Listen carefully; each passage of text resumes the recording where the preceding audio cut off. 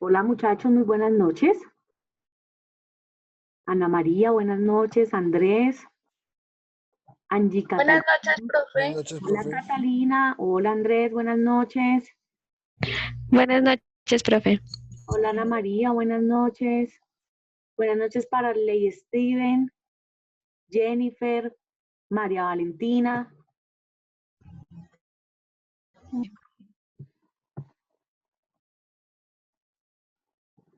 Bueno, esperemos por favor hasta las 6:05 y arrancamos a esa hora. Bueno.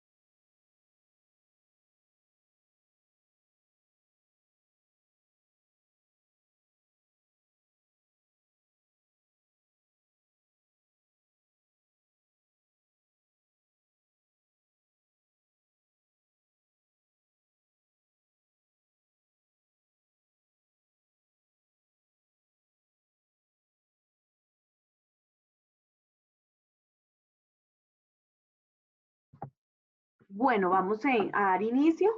Nuevamente, muy buenas noches para quienes acaban de llegar. Espérenme entonces, ya comparto pantalla. Estamos un poco aburridos por ese resultado del partido, pero bueno.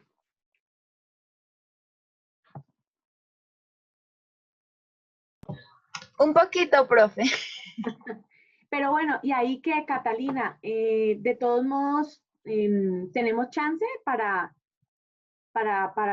qué? Para llegar al Mundial. Nos quedan más partidos, ¿cierto? Sí, profe, sí, tenemos el de Ecuador y pues todavía faltan fechas, las fechas del año entrante. Pues apenas vamos en el partido 3, entonces pues todavía tenemos oportunidad, pero si seguimos jugando como vamos, difícil. Sí, sí, sí, qué vaina. Ojalá mejoremos, pues ahí le toca al técnico que sabe cómo es que tiene que repensarse el equipo ahí. Mm. Bueno, entonces vamos ahora sí a dar inicio. Permítanme, ya comparto con ustedes las diapositivas.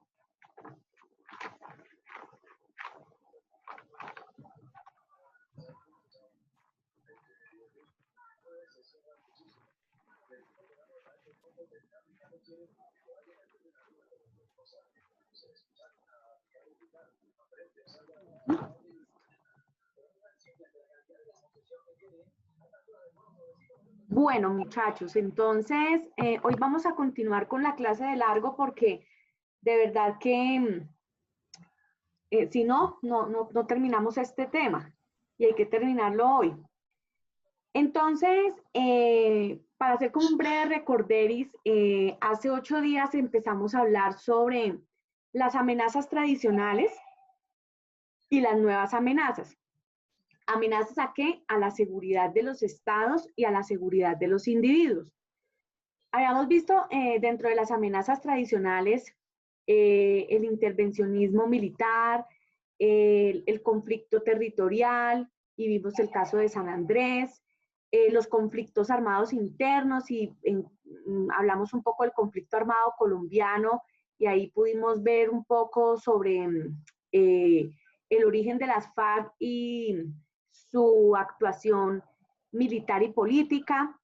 Luego vimos dentro de esas amenazas tradicionales la proliferación de armas pequeñas y ligeras, y posteriormente, bueno, ya habíamos dicho que en ese contexto de las amenazas tradicionales, la seguridad se concebía como una seguridad solo en términos de defensa, en términos militares, que provenían era de ese tipo de conflictos y que ponían en jaque a los estados. Es decir, bajo ese concepto de seguridad se entendía que a quien debía protegerse era a los estados.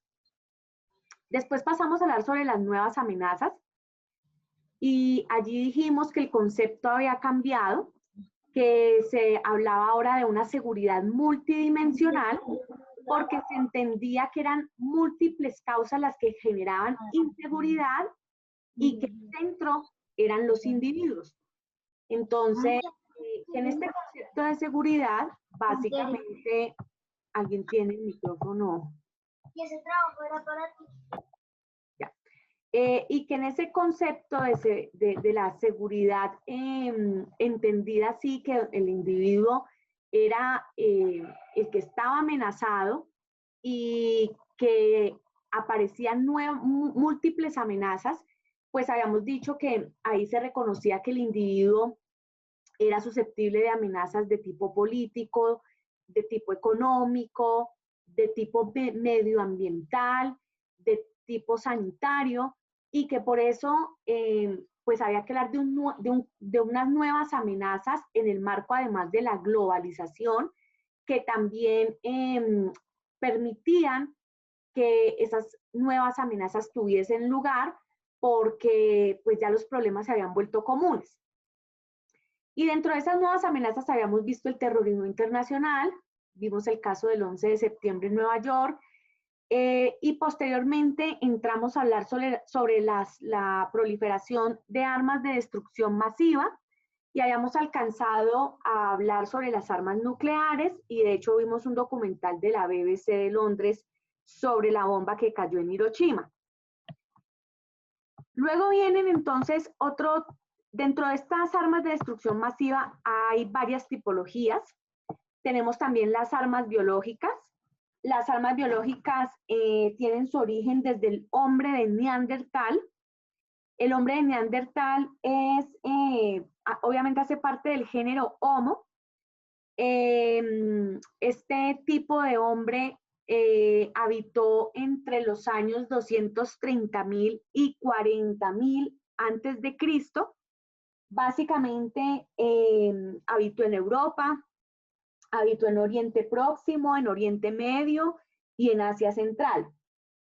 Y desde ahí, pues, digamos que ya venía preliminarmente haciéndose uso de estas armas biológicas que se han ido perfeccionando con el tiempo, pues, y con la llegada de la tecnología. Y básicamente esas armas son las que están compuestas por toxinas vivientes que tienen como propósito enfermar a la humanidad, a los animales y al medio ambiente como tal, o causarles la muerte. Se dice que existen más de 1.200 tipos de agentes biológicos, entre bacterias, virus, parásitos, hongos, toxinas, y que el fin de estas armas es, pues claro, causar la muerte con el método de la diseminación o dispersión de algún agente biológico, como los que les acabo de mencionar. Esto que ha pasado, por ejemplo, con el COVID-19, pues es producto de alguno de estos agentes biológicos, pero lo que hay que seguir averiguando es si hubo o no un dolo ahí, si efectivamente eso fue un error de laboratorio, como se ha venido afirmando, o eso ha tenido toda una intencionalidad, que es lo que no sabemos todavía a ciencia cierta. Pero bueno, ese es el otro tipo de armas de destrucción masiva. Luego vienen las armas químicas.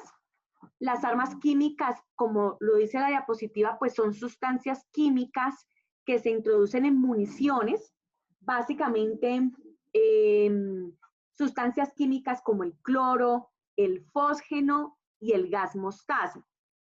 Este tipo de armas químicas se utilizaron sobre todo en la Segunda Guerra Mundial, en los campos de concentración, cuando llevaban a los judíos desnudos a las cámaras de gas. Y pues ahí ustedes ya saben, rociaban el gas y la gente quedaba absolutamente incinerada. Y las armas radiológicas. Las armas radiológicas son estas armas que utilizan material radioactivo, básicamente el uranio, y pues también son armas letales para la humanidad. Hasta ahí lo que tiene que ver con la proliferación de armas de destrucción masiva. Y aquí lo preocupante es que esas armas lleguen a manos de grupos delincuenciales o grupos terroristas. De hecho, el que existan ya es una amenaza, porque tampoco es prenda de garantía que porque la tienen los estados o algunos estados, pues no va a suceder nada cuando ya sabemos que se pueden elegir líderes emocionales y poco racionales y con ánimos expansionistas que le pueden dar una mala utilización a estas armas de destrucción masiva.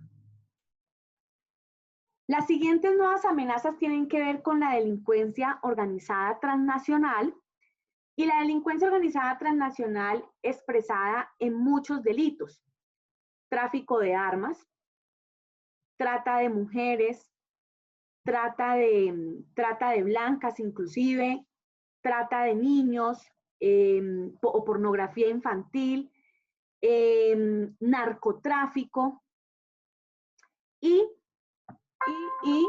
la corrupción. La corrupción también se volvió un delito que hace parte de la delincuencia organizada transnacional. La corrupción se nos internacionalizó y de hecho nosotros hemos vivido en este siglo XXI ese tipo de corrupción transnacional. Y me estoy refiriendo aquí claramente al caso Odebrecht. Recuerden ustedes que la empresa Odebrecht era una empresa brasileña que se dedicaba a la construcción de infraestructura en varios países de América Latina, pero esta gente para ganarse esas licitaciones sobornaba a actores públicos y actores privados. Y en Colombia, pues nosotros terminamos con esta vía al mar, que era la que, en la cual estaban muy, o bueno, digamos, era de las obras representativas que tenía esta organización, y en las cuales, y obra en la cual pues no logró feliz término, porque la verdad es que la plata se la robaron a punta de sobornos. Y aquí es donde quiero compartir con ustedes un documental que hizo María Jimena Duzán, que me parece muy relevante que lo conozcamos para que alcancen a entender cuáles son las dimensiones de la corrupción a nivel nacional, por supuesto, pero también cómo se organizan a nivel internacional por medio de actores supuestamente legales. Entonces, permítanme, por favor, ya les comparto.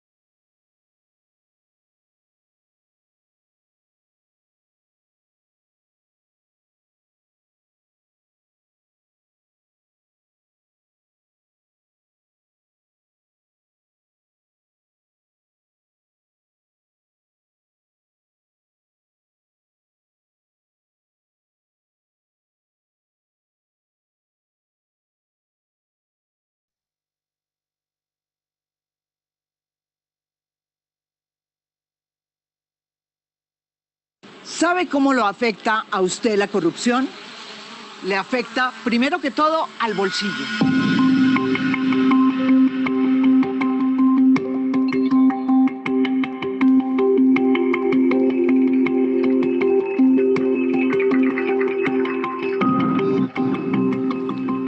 ¿Y por qué le duele a su bolsillo la corrupción? Pues porque la plata que se queda en la corrupción deja de llegar a los hospitales, deja de servir para construir vías. Y un país sin hospitales y sin vías y sin obras de infraestructura, pues es un país sin una calidad de vida importante. Pero ¿sabe también por qué? Porque es importante que los peces gordos sean llevados a la justicia. Quizás el nombre Lavallato no le suene familiar. ¿Qué tal Odebrecht? En el país se ha empleado equivocadamente la palabra Odebrecht para hablar del escándalo de corrupción más grande de Latinoamérica. Es aquí donde comienza esta historia y donde Odebrecht termina siendo un tema muy relevante. En Brasil, el caso Odebrecht hace parte de otro gran escándalo de corrupción conocido como Lavallato, al que han sido vinculados los últimos 3 expresidentes del Brasil. Luis Ignacio Lula da Silva, condenado a 10 años en abril de 2018 por haber recibido a modo de soborno un apartamento. Dilma Rousseff, quien fue forzada a renunciar a su cargo luego de un juicio político, y Michel Temer, preso por corrupción. Cerca de 200 políticos de todos los partidos están presos en la cárcel, entre ellos 7 muy importantes exministros. El escándalo Lavallato también tocó la cúpula económica, sobre todo al presidente de Petrobras, que es la compañía más grande de petróleos de toda América Latina. Su presidente fue condenado después de un juicio muy largo, pero también estuvieron involucradas casi todas las constructoras más importantes del Brasil, ¿sí? Porque ellas formaron parte de esta red de corrupción que a cambio de coimas recibían licitaciones para Petrobras. Una de esas empresas fue Odebrecht, una empresa que además tiene muchos intereses en toda América Latina, incluido Colombia. En Colombia, Odebrecht ha confesado que hay por lo menos 10 millones o 11.5 millones de dólares, para ser más precisos, en coimas. Pero la verdad es que han sido muchos más. Pero, ¿y qué pasó en Colombia? El funcionario de más alto rango implicado ha sido un ex viceministro del gobierno de Álvaro Uribe, condenado por recibir una coima de 6.5 millones de dólares. Los otros dos son 2 ex senadores y 2 lobistas de Odebrecht. Por haber ordenado los sobornos que ascienden a casi 50 millones de dólares, la Fiscalía solo ha condenado al entonces presidente de Corfi Colombiana, el Grupo Aval, José Elías Melo. El Grupo Aval es socio de Odebrecht en la construcción de la Ruta del Sol 2, de propiedad del hombre más rico del país, Luis Carlos Sarmiento. Aquí no hay ni expresidentes condenados, como pasa en América Latina, ni campañas presidenciales investigadas, ni de precandidatos tampoco. Tampoco hay socios de Odebrecht, ni investigados ni condenados. Y solo hay peces pequeños. ¿Por qué en Colombia no hubo colaboración con la justicia brasilera? Porque Néstor Humberto Martínez, que era el fiscal general de Colombia, decidió que no. ¿Sabe qué ha pasado con la carretera de la Ruta del Sol 2? Que era la gran vía que iba a atravesar Colombia de norte a sur y de sur a norte. Pues que se la está comiendo la manigua. Esa era la carretera, la Ruta del Sol 2, que iba a transformar el país. Resulta que de esa carretera salieron cerca de 50 millones de dólares en coimas. A los funcionarios de Odebrecht en Colombia tampoco les ha pasado nada. Resulta que después de que ellos salieron de Colombia, la Fiscalía de Néstor Humberto Martínez decidió librarles orden de captura. Es decir, hoy los señores son prófugos de la justicia y están tranquilos en Sao Paulo rascándose la barriga. La lentitud de la Fiscalía contrasta con el fallo que profirió un tribunal que no solo conminó a Odebrecht y a sus socios a pagar una indemnización por 333 millones de pesos, sino que los inhabilitó para contratar con el Estado por 10 años. El fallo, en este momento, está apelado.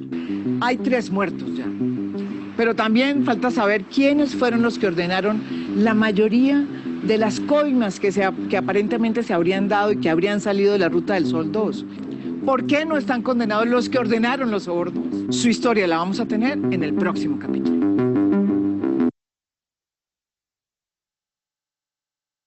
Hola, si ya sabes inglés, pero todavía te pones nervioso hablando en un ambiente profesional, escúchame un segundo. ¿Por qué ha sido tan difícil saber quiénes son los responsables del escándalo de Odebrecht? Pues porque todos los más importantes del poder están metidos.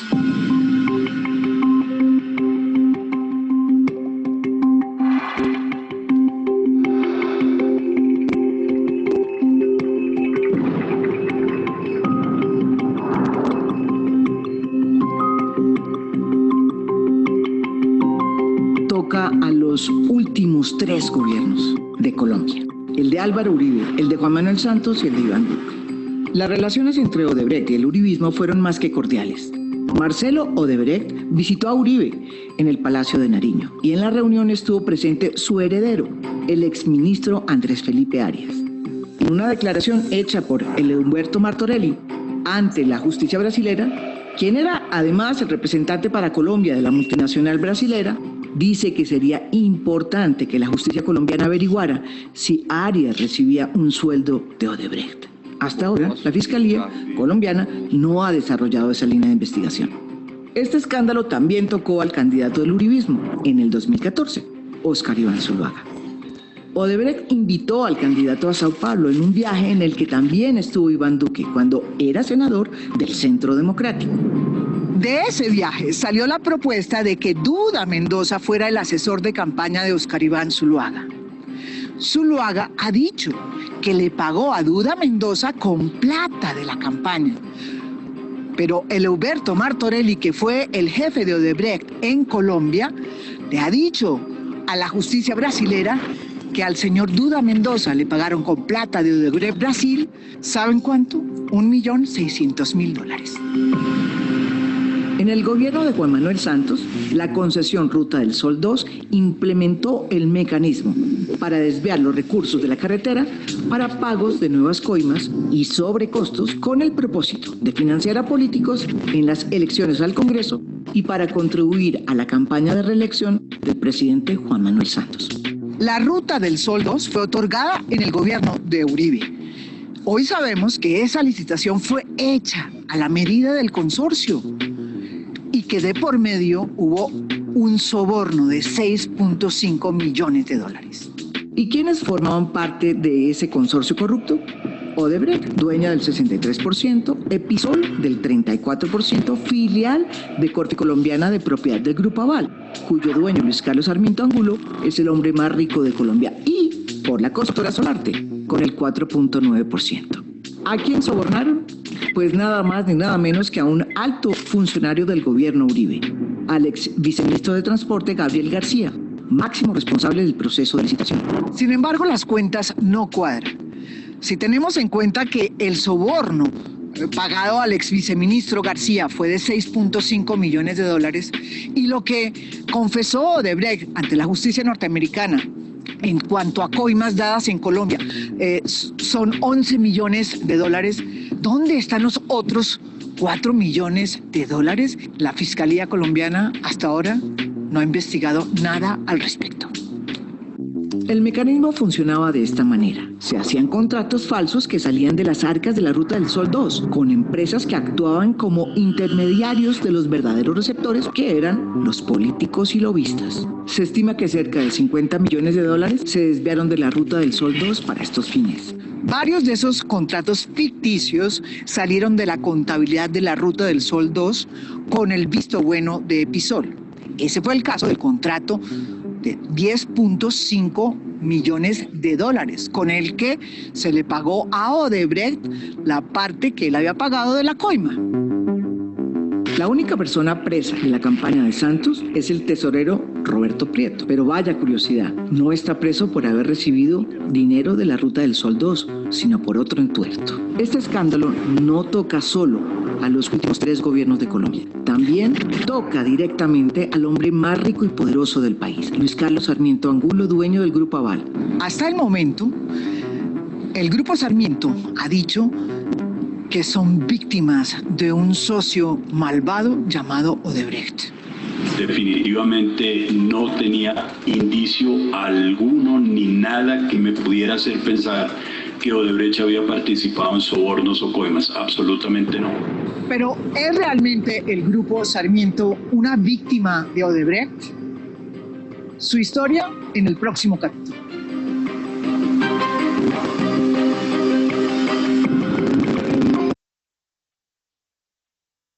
¿Enamorado de esa casa para invertir? Aprovecha. En la gran feria de la vivienda te cuadramos miles de viviendas nuevas con los subsidios.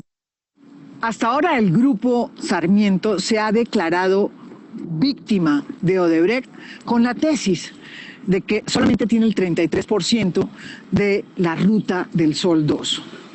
Pero la gran pregunta es, ¿se puede no ser víctima teniendo 3 sombreros? El de constructor de la obra, el de financista de la obra y el que maneja el dinero de la obra.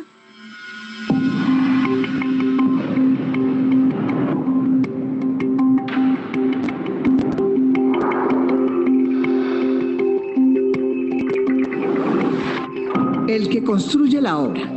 Desde que se destapó el escándalo y los brasileños confesaron la coima de 6.5 millones de dólares, el Grupo Aval ha dicho que nunca supo de ese soborno debido a que Odebrecht tenía el poder de ser el socio mayoritario, con el 63%. Definitivamente no tenía indicio alguno ni nada que me pudiera hacer pensar que Odebrecht había participado en sobornos o coimas. Absolutamente no.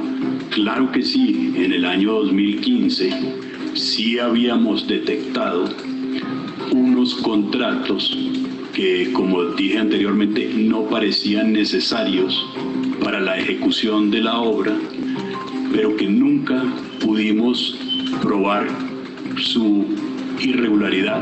Sin embargo, la Fiscalía condenó a 12 años de prisión a José Elías Melo, el entonces presidente de Corte Colombiana. En esa misma sentencia, el juez ordenó investigar a Luis Carlos Sarmiento Gutiérrez, actual presidente del Grupo Aval. Sin embargo, la orden del juez para investigar a Sarmiento Gutiérrez no ha llegado todavía a la Fiscalía debido a que Melo apeló la sentencia y esta no está en firme. El Grupo Sarmiento también ha negado conocer el mecanismo que se utilizó para desviar los dineros de la Ruta del Sol 2 con destino a las coimas y a las campañas políticas. Sin embargo, se sabe que desde 2013 sabían perfectamente de la existencia de estos contratos ilícitos porque Jorge Enrique Pizano, que era el controller de Corfi Colombiana, los denunció. Otra prueba de que sí sabían es este contrato. Un contrato de transacción que se firmó en el 2016 entre Odebrecht y Corfi Colombiana, 3 días después de la captura de Marcelo Odebrecht en Brasil. En ese contrato, ambas partes se comprometían a no demandarse precisamente por los contratos denunciados por Jorge Enrique Pizano. Este contrato fue redactado y adelantado por su abogado de cabecera, Néstor Humberto Martínez, meses antes de que llegara a ser elegido fiscal general de la Nación. Como tal, fue el encargado de investigar este caso, pese a que tenía un conflicto de intereses del tamaño de una catedral. El que financia la obra. La Ruta del Sol 2 fue financiada en un 99% por los bancos, con un valor de 2.4 billones de pesos. El Grupo Sarmiento prestó el 50% de la plata, es decir, 1.2 billones de pesos a través de 4 de sus bancos: Avevillas, Bogotá, Occidente y Popular. El otro 50% de la obra fue financiada por 3 bancos que no son de propiedad del Grupo Aval: Itaú, Bancolombia y Da Vivienda. El desembolso se hizo de inmediato, sin saber en qué estado se encontraba la obra. Es decir, los dineros se desembolsaron contra toda la lógica que rodea la seguridad de los préstamos a los contratistas del Estado. Además de ser el financiador de la obra y el constructor de la misma, también manejaba el dinero de la obra, porque la fiduciaria era de Corfi Colombiana. El Grupo Sarmiento también insiste en negar cualquier participación en el soborno de $6.5 millones al ex viceministro de Transporte, García Morales. La Superintendencia de Industria y Comercio y el Tribunal Administrativo de Cundinamarca también han vinculado a empresas y directivos del Grupo Sarmiento con el pago del soborno. Para empezar, este grupo en sus 60 años nunca había tenido un problema de reputación y nunca en la vida había tenido un problema de estos. Parte de eso puede ser porque el grupo nunca había sido socio minoritario en un proyecto y además en un proyecto que no controlara. Nos unimos a un mal socio que operó mal la concesión, desgraciadamente. A pesar de las pruebas existentes, algunos personajes muy importantes en Colombia han tratado de minimizar el papel del Grupo Sarmiento en el escándalo de Odebrecht. Una de esas personas fue el fiscal Néstor Humberto Martínez. ¿Se puede ser víctima siendo el financiador de la obra, el constructor de la obra y el que maneja el dinero de la obra? ¿Es eso posible?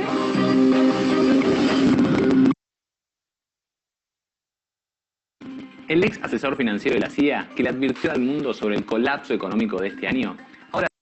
¿Por qué se dice que Néstor Humberto Martínez inició las investigaciones en el caso Odebrecht Sarmiento, llevando consigo un conflicto de intereses del tamaño de una catedral?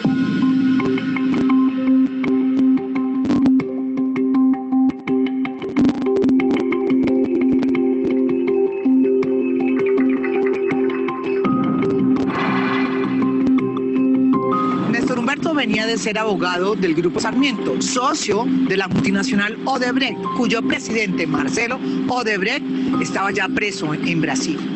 Néstor Humberto fue elegido como fiscal por 4 años, pero renunció un año antes. Él dice que su renuncia no tuvo nada que ver con Odebrecht. Sin embargo, tuvo todo que ver.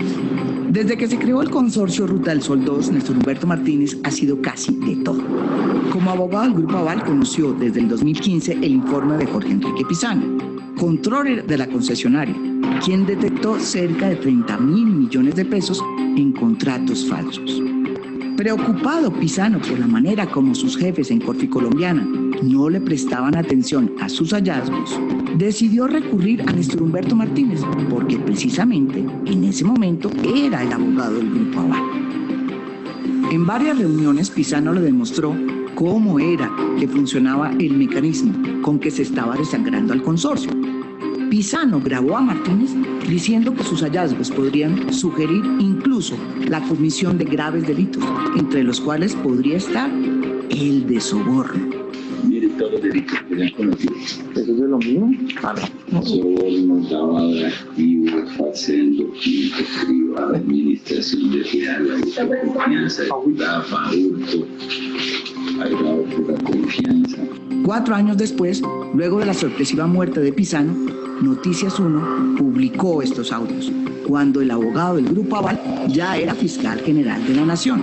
En una entrevista para Caracol se le preguntó a Martínez por qué no había denunciado en el 2015 estos hallazgos. Miren lo que respondió. Ningún delito conocía yo. Pero irregularidades, fiscal. Insisto, no. Pero era muy grave. No, usted me dice, se sospechaba era pagos a paras. Que como fiscal. había contratos irregulares, se sabía que eran soborno. No, señor. No, es que lo dice usted en la grabación. A lo mejor son coimas para paramilitares, a lo mejor son coimas en gobiernos extranjeros o gobiernos colombianos. Están robando a la empresa. Eso es delito. También, o están robando a la empresa. Hay que eso investigar. no son irregularidades, esos son delitos. Cuando se sepa hacia dónde fueron a parar los dineros. Nadie sabía a dónde iban a parar los dineros. Néstor Humberto también fue el abogado del contrato de estabilidad jurídica de la Ruta del Sol 2. ¿Qué es un contrato de estabilidad jurídica? Pues un acuerdo entre el Estado y los inversionistas para que a estos últimos no le cambien las reglas aceptadas. Este contrato, el de estabilidad jurídica, pasó por el Congreso a punta de coimas, según declaración ante la justicia de Eleuberto Martorell, responsable de Odebrecht en Colombia. Tras haber participado en la campaña de reelección del presidente Santos, fue nombrado ministro de la presidencia entre agosto del 2014 y junio del 2015. Como tal, aprobó el COMPES para la adición de Ocaña Gamarra. En diciembre del 2016, cuando Odebrecht confesó ante la justicia americana el pago de $800 millones en coima en toda América Latina, Néstor Humberto Martínez ya llevaba 6 meses como fiscal general de la Nación. Él asumió la investigación en Colombia como si no tuviera ningún impedimento y terminó investigando muchos de los asuntos en los que había intervenido, no solo en su condición de abogado, sino también en su condición de funcionario público. Como si fuera poco, cuando estaba en campaña para la fiscalía, gestionó con Odebrecht el famoso contrato de transacción entre Corfi Colombiana y Odebrecht. Hábil ante los medios, Néstor Humberto Martínez llegó a decir que sus investigaciones eran tan exhaustivas que hasta había más capturados aquí que en Brasil. Sin embargo, sus investigaciones fueron todo menos exhaustivas. Capturó a varios dueños de las empresas que sirvieron de intermediarios para recibir la plata que salió de la Ruta del Sol 2 y a varios de los políticos que recibieron esos dineros. Sin embargo, dejó sin tocar a otros muchos. De los $50 millones que hubo en sobornos, solo sabemos la historia de $6.5 millones y solo hay un condenado por haber ordenado los sobornos. Su gran imputado, Luis Fernando Andrade, exdirector de la ANI, acusado de 15 delitos, tuvo que salir del país ayudado por el gobierno norteamericano por falta de garantías. Néstor Humberto Martínez, en un debate en el Congreso, lo señaló de ser el instigador de una conspiración internacional contra la justicia colombiana, porque Andrade había denunciado hostigamientos e intimidaciones por parte de la Fiscalía. Casi que a regañadientes, Martínez imputó a su amigo José Elías Melo y en lugar de respaldar a Pisano en sus denuncias, intentó socavar su reputación abriendo una investigación por haber recibido una presunta coima en otro contrato. Jorge Enrique Pisano muere de un infarto fulminante y 2 días después, Alejandro, su hijo, también fallece luego de beber un vaso de agua que se encontraba en el escritorio de su difunto padre. Este vaso contenía cianuro. La investigación de estas 2 muertes también estuvo en manos de Néstor Humberto Martínez y provocó la sorpresiva renuncia del director de Medicina Legal. Esta es la última comunicación que yo tuve con Pisano padre antes de su muerte. A pesar de que los conflictos de intereses de Néstor Humberto eran múltiples y evidentes, pues solo los presentó ante la Corte 2 años después de haber llegado a la Fiscalía, es decir, en junio de 2018. Sin embargo, los impedimentos dejaron un muy mal sabor en la Corte Suprema de Justicia, porque muchos magistrados consideraron que Néstor Humberto había omitido información sobre su participación en el escándalo de Odebrecht, por lo que varios magistrados querían pedirle la renuncia, cuando sorpresivamente Néstor Humberto se les anticipó y renunció a su cargo un año antes de su periodo. Y si la Fiscalía nos quedó debiendo, ¿quiénes son los que van a pagar los platos rotos de este escándalo? Pues nosotros, los contribuyentes. La próxima semana, esta será la... Entonces, ¿quieres dominar el inglés y quieres saber cuál es la forma más eficaz y rápida para dominar? Ustedes se preguntarán qué hago yo aquí. Pues es que aquí es donde terminó todo, donde la corrupción acabó con la promesa de una carretera que iba a conectar el país. Esto es la adición, la famosa adición Ocaña-Gamarra de la Ruta del Sol 2, la que fue obtenida por sobornos, y miren cómo quedó. ¿Quién va a pagar los platos rotos de la corrupción? Miren cómo van las cosas.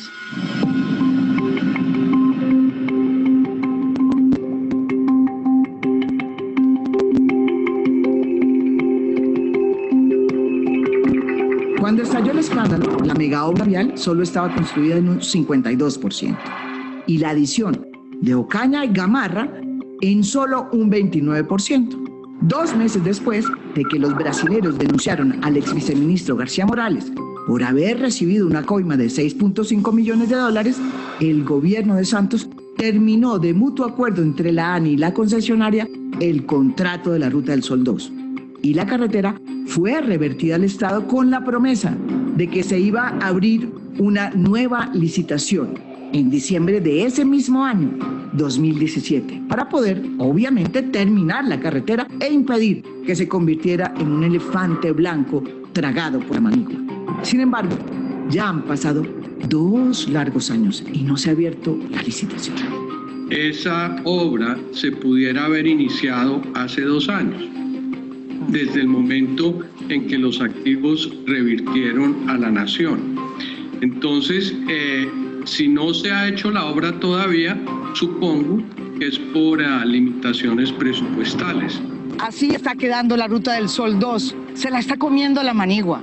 Pero ¿saben qué? No solamente nos quedamos sin la carretera, también nos ha tocado asumir el costo de la liquidación del contrato, ¿sí? Que ha sido una negociación muy tortuosa, liderada entre la ANI y la concesionaria por el grupo Sarmiento Angulo. Según la ley vigente para ese momento, a los inversionistas había que reconocerles lo que habían invertido en la obra.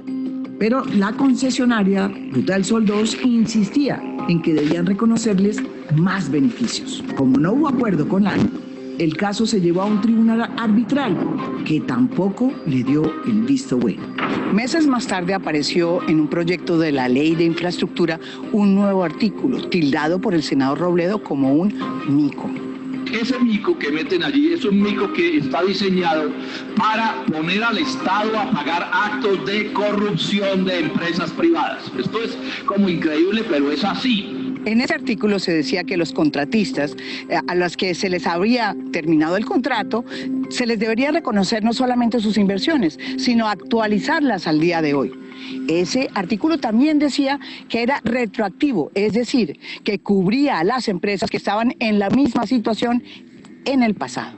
Como el único contrato que había sido terminado era el de la Ruta del Sol 2, pues las suspicacias de que se estuviera legislando en favor de un específico contratista salieron a flote. Y hasta el propio contralor Edgardo Maya demandó la ley ante la Corte Constitucional. Sin embargo, el tribunal avaló la ley. Es decir, hoy, si un contratista como el de la Ruta del Sol 2 se le termina el contrato, pues hay que pagarle mucho más que lo que se le habría pagado con la ley anterior. No importa que de por medio hubiesen coimas o sobornos. Por si fuera poco, el gobierno estuvo a punto de pagar la deuda que se le debe a los bancos por parte de la concesionaria por 1.2 billones de pesos con dineros del presupuesto, es decir, con dineros que pagamos los colombianos a través de los impuestos. Todo porque dizque así lo decía la nueva ley de infraestructura. Y digo que estuvo a punto porque desistió de hacerlo una vez publiqué en semana el acuerdo con los bancos. Es decir, el concesionario quería que el Estado asumiera la deuda con los bancos para que fuera pagada antes de conocer el valor real de la obra, con cargo al presupuesto nacional. Con cargo, es decir, a nuestros impuestos. Dicen que la justicia tarda pero llega. Y en esta serie finalmente llegó. Luego de 4 años de pleito, un tribunal arbitral declaró nulo por objeto y causa ilícita este contrato corrupto y ordenó al consorcio Ruta del Sol 2, es decir, a Odebrecht y Sarmiento, a pagarle las deudas a los bancos. Les dijo, los que tienen que pagarle a los bancos no son los colombianos de su bolsillo, sino ustedes, porque no solo hubo hechos corruptos, sino que sacaron dividendos anticipados sin haber terminado la obra. De todas formas, terminamos pagando no los 1.2 billones de pesos que querían que se les pagara a los bancos, sino 211 mil millones de pesos, que igual saldrán de nuestro bolsillo. O sea, de todas maneras, terminamos clavados. Pero a pesar de este triunfo, nos quedamos sin carretera y sin el desarrollo que iba a traer para varios departamentos. Así nos pasó con el túnel de la línea, la vía al llano, el puente de Chirajara, la navegabilidad por el río Magdalena. Casi 900 obras están así, sin terminar, por un valor de 3.2 billones de pesos, casi lo que se pretende recaudar con la nueva reforma tributaria. Así de grande es la corrupción en el país.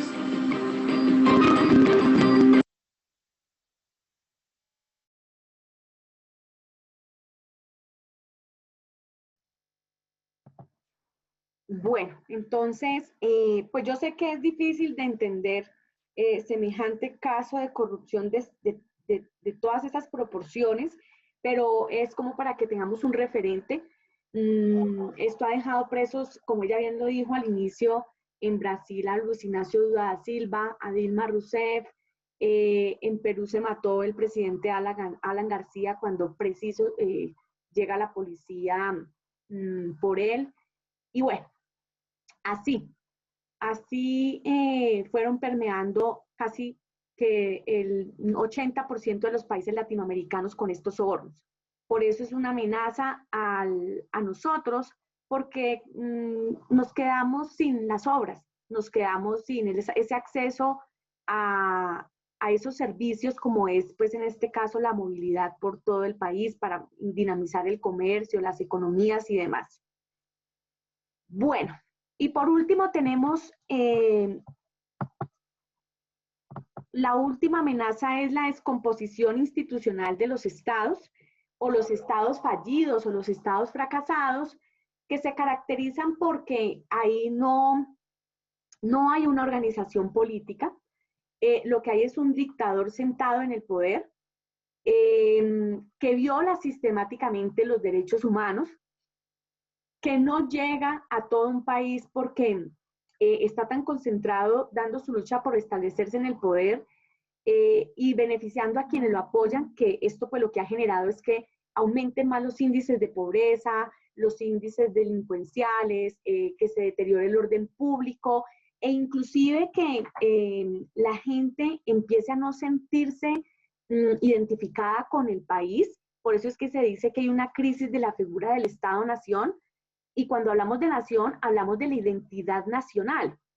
Y cuando hay un Estado fracasado, un Estado fallido, como no hay un reconocimiento a esa multiculturalidad, porque pues no hay gobierno, la gente empieza a chocar entre los mismos nacionales y connacionales, empiezan a haber diferencias que son tramitadas mediante la violencia por reivindicación identitaria, por unas reivindicaciones de derechos, de acceso a bienes, de acceso a servicios, de tal manera que esto pues lo que termina es volviendo más pobres a los ciudadanos, pero también poniendo en crisis la misma unidad del país, porque pues por supuesto el gobernante que esté al frente de un Estado fallido no logra recoger el país, no lo logra recoger.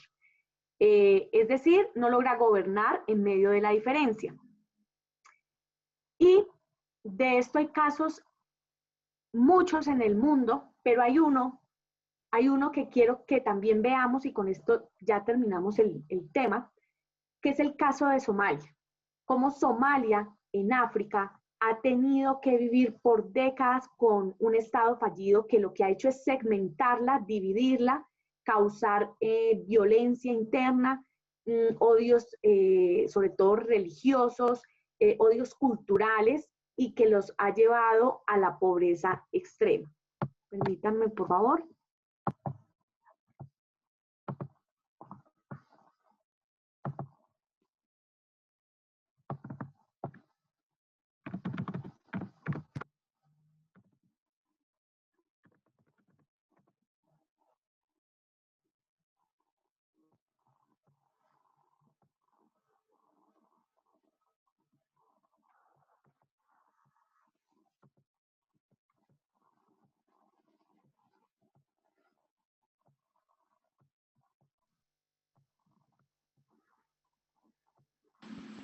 Hola, soy Andrea González. El tema que yo elegí fue sobre el conflicto en Somalia, al cual decidí llamar Somalia, Estado fallido o anarquía.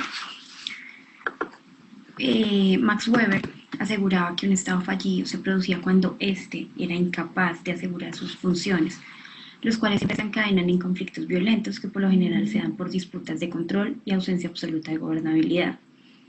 Son precisamente estas situaciones las que han debido enfrentar los habitantes de Somalia desde siempre, por la incapacidad de sus gobiernos de establecer un Estado social de derecho que lograra integrar a todos los habitantes en torno a un sistema democrático y legislativo sólido. Somalia es un país africano localizado en el Cuerno de África, el cual limita al oeste con Djibouti, al noreste con el Golfo de Adén, al norte con el Océano Índico, al este, y a Kenia al sureste. Históricamente, la población de Somalia se ha caracterizado por estar formada por diversas tribus que son nómadas, las cuales se desplazan a lo largo de su territorio buscando comida y agua para ellos y para sus animales. Durante el siglo XIX, el territorio africano, su mayoría era territorio de colonias europeas. Somalia se encontraba dividido en 5 colonias, una francesa, una italiana, una de Etiopía y 2 del Reino Unido, hasta que en 1960 se lograron independizar, formando la República de Somalia tal y como lo profesaba el líder militar Mohamed Abdullah Hassan, con su idea de un territorio independiente y que estuviera unificado todas las tribus en un solo grupo.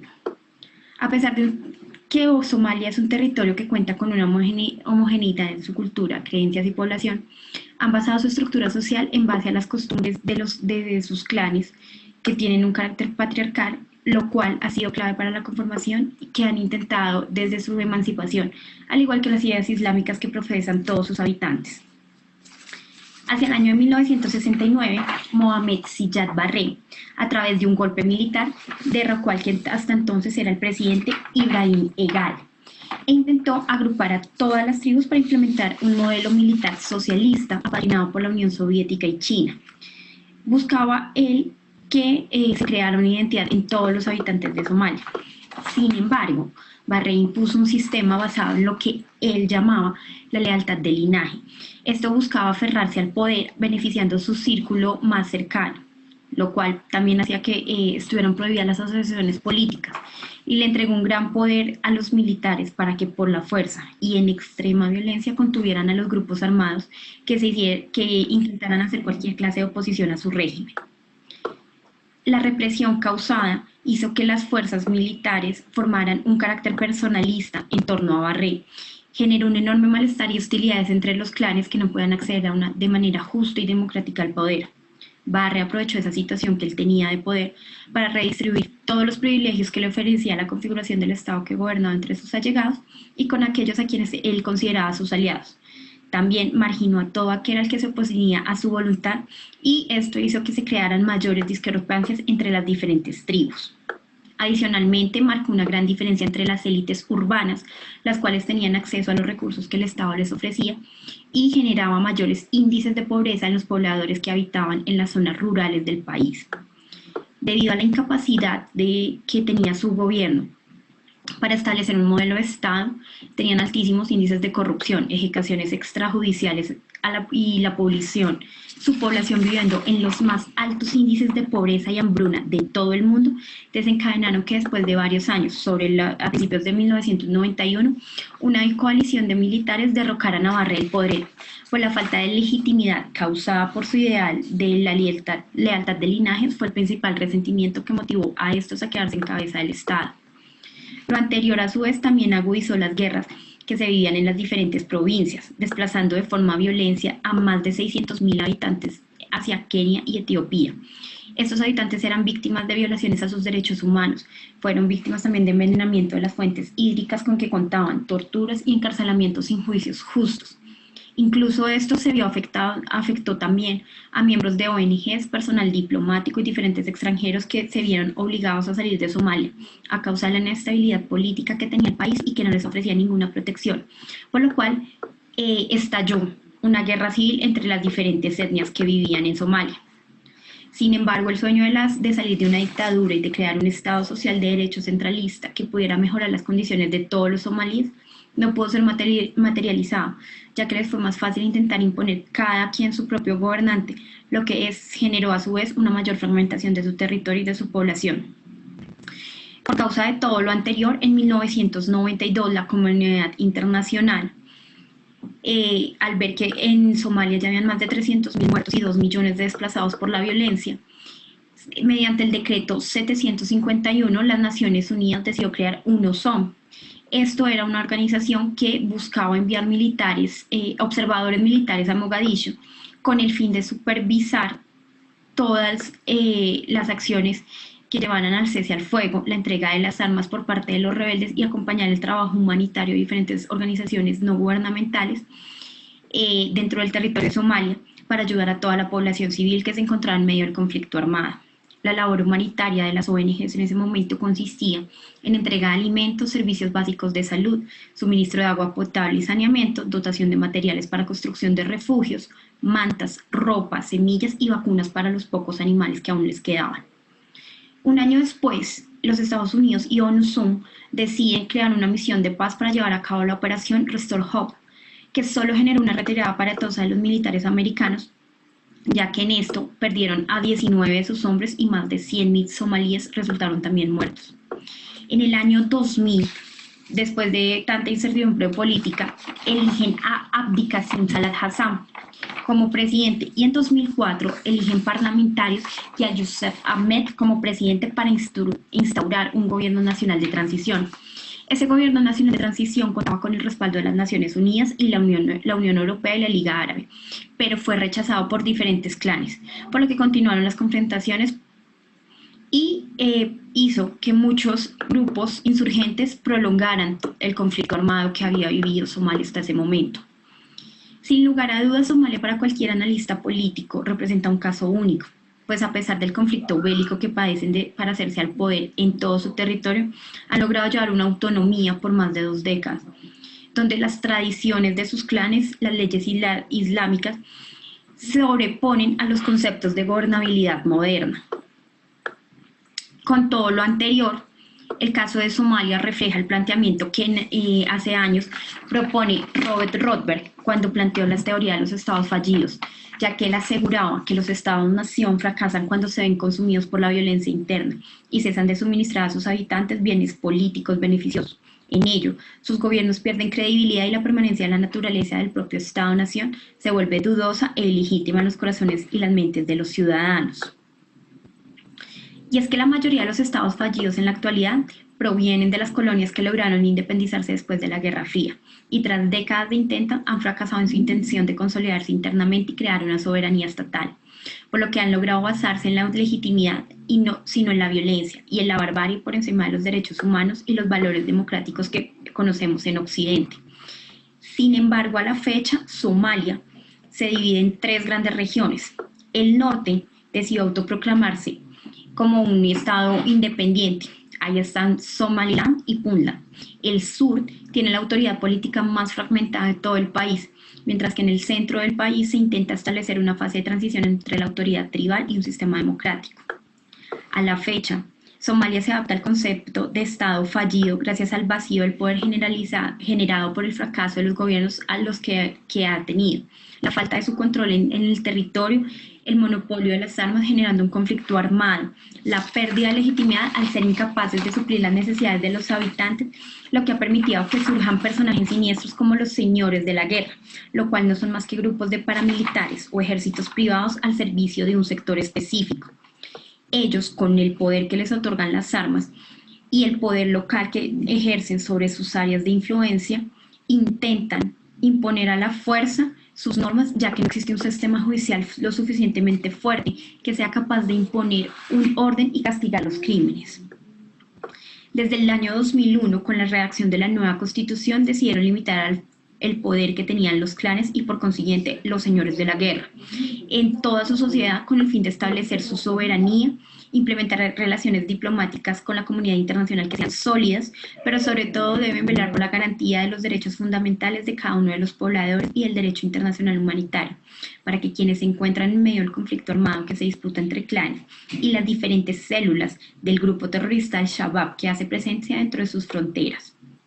Sin embargo, para Somalia desde la caída de Barre y hasta la fecha ha quedado sumida en la restricción, ya que les ha sido imposible generar una infraestructura óptima que le permita a sus ciudadanos volver a sus territorios de origen y suplir las necesidades básicas tales como la alimentación, la salud y la educación.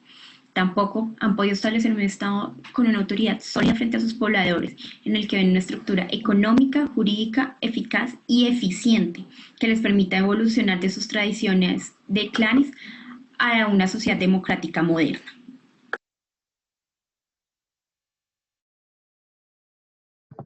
Por eso, muchachos, hay que defender siempre la democracia. En ningún otro sistema político, y la democracia no es perfecta, pero es lo mejor que tenemos, es en el único tipo de sistema donde podemos pensar libremente, expresarnos libremente, tratar de democratizar el acceso a los bienes y los servicios, de tal manera que pues no podemos permitir dictaduras ni de izquierda ni de derecha. Es como mi reflexión final. Recuerden que la democracia representa un valor universal para todos los ciudadanos del mundo, y ahí pues organizaciones como las Naciones Unidas, la Organización de Estados Americanos, la misma Unión Europea pues deben ser unos monitores vehementes del cumplimiento de la democracia en los países. Con esto damos por terminado pues esta clase. No sé si tengan alguna pregunta adicional o alguna inquietud antes de irnos, o todo ha quedado claro.